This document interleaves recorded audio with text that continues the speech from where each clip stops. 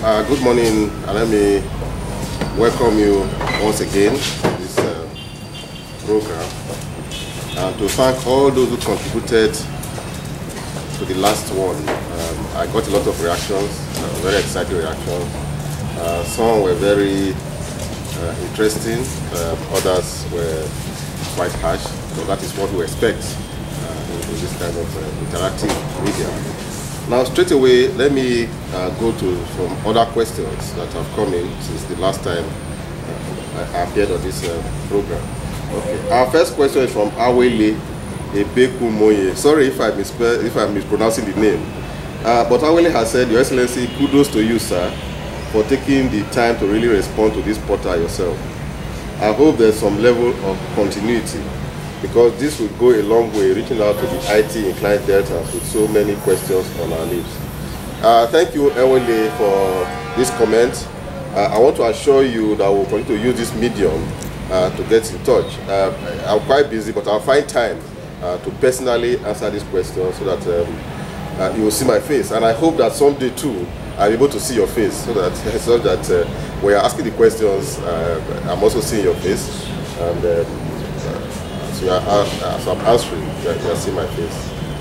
The next is Benny Okemute Okene.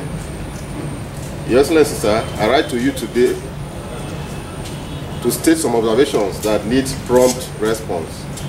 The first on maintenance. If you take a tour within your neighborhood in Warri by Angle Park, Roundabout, and Kusini Junction, you observe, sir, that there's serious engineering failure on the road. This, Your Excellency, together with a spot after feedback, requires only immediate action.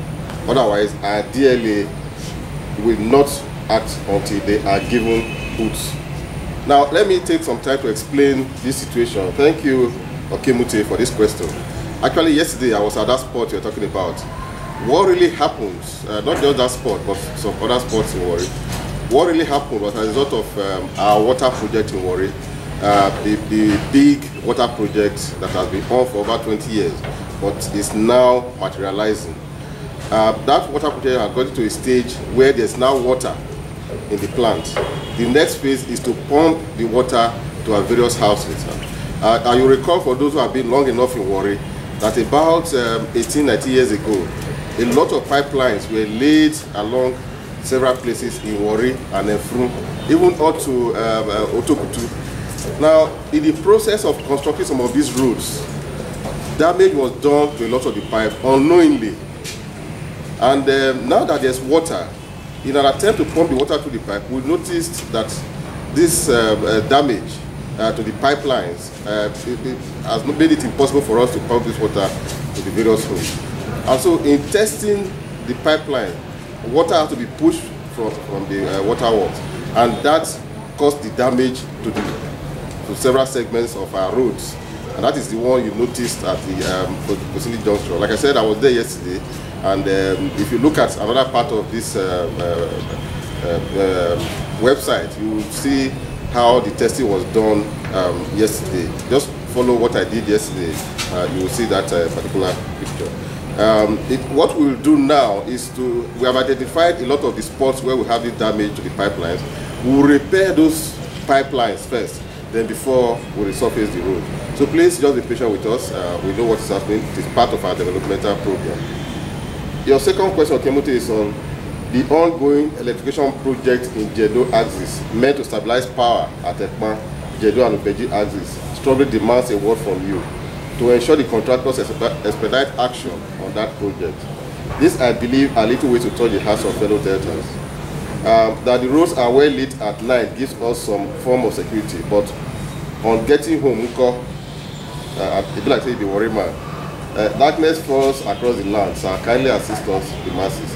Okay, thank you. The Jedo electrification project is ongoing. We had some issues with the contractor at a point, but we have mobilized the contractor, and we believe he should be on site about now or in the very near future. As for lights into the various homes, it's a national problem, it's a national issue. I believe I've done some explanation on what the national problem is. The state government has no control whatsoever over electricity. What we just do is to contribute as much as we can. So thank you, Okemute. The next is from Bolanle Olushola. I was in Delta State for the first time in August 2010 for a week vacation, and I'm impressed with what I saw. I believe more can still be achieved in another 4 years. I wish to suggest that security should be more effective and adequate for both indigenous and non-indigenous. On my visit to Delta State, there were places we could not pass at a certain time of the day. Aside that, Delta is a good place to be. Your achievement in the last 4 years has motivated me to encourage and support you in my little way as a non-indigenous of Delta State. Thank you, Bolanle. Yes, there are security issues in Delta States, just like you have security issues everywhere in Nigeria and every part of the world. There's nowhere in this world now where there are no security issues. In fact, if you travel outside, as you are coming out down in the airport, whether Heathrow or any airport in America, the first, one of the first things you see are military men carrying guns, and that is an indication that there's some of insecurity. Just 2 weeks ago, there was a alert to Americans that they should take time while going to Europe because of security threats. I want to say that there are security threats all over the world, but we'll continue to do our best to minimize the security threats in Delta State. Thank you, Bolanle, and I hope you'll still come to Delta State by Christmas time.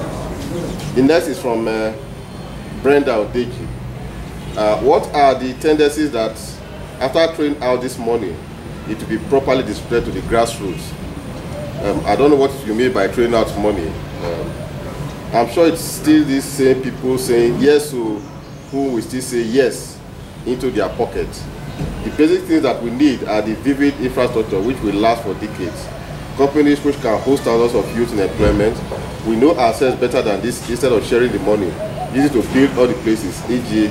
agriculture, poultry, functioning ones, not only on paper and TV. Fish farms, make sure that DS is working and refinery is on production. Follow up with Delta State Youth Employment with all the companies operating in Delta State and the new airport at Asaba to make sure the contractors carry out a proper job so that the place can be functioning and keep you busy. Now, let me, there are so many things that this guy has put into his question. But let me just deal with some of the issues. The issue of DSC and the refinery. You will know that these companies are federal government-owned companies. And I know that the DSC has been privatized to some Indian firms. They are working, but they are not working at maximum capacity. We are in touch with them to see how they can improve on their work so that they can implement Delta. But right now, there are people that are working there, not just Deltans, but also Nigerians. As for throwing money around, I agree with you that we should not throw the money around. And you can testify that we are not throwing money around in this administration. And I agree with you that we should use them for developing infrastructure. That's exactly what we are trying to do.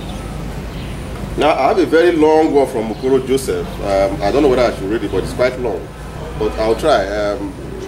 Mukoro Joseph, please explain to us why you are selling forms for recruitment for the Asaba International Airport.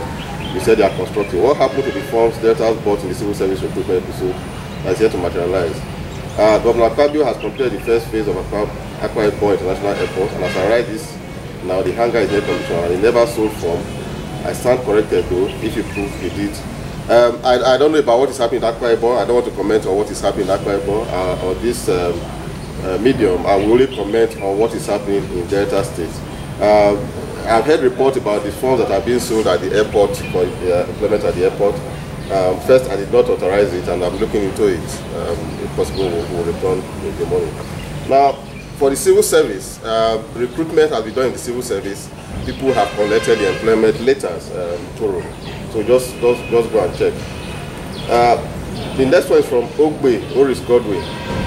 Who sold our NTA station to Buangwe, and why is the Warri port not booming as most people are now hungry? The park is dry and most trailers are not having anything to take home after months. What is the plan so far about the University of Ife? Whether the port will boom or not, the Delta State government from 2007, May 2007, we've tried to work with the NPA. First of all, the port is a federal government property. We've tried to work with them to ensure that more investors use the Warri port. We've also gone to Onitsha market to discuss with them because they are great importers. But the major problem with the Warri port is the Escravos bar, which is very shallow. So big ships cannot come in. I will explain that more in another session. Thank you very much.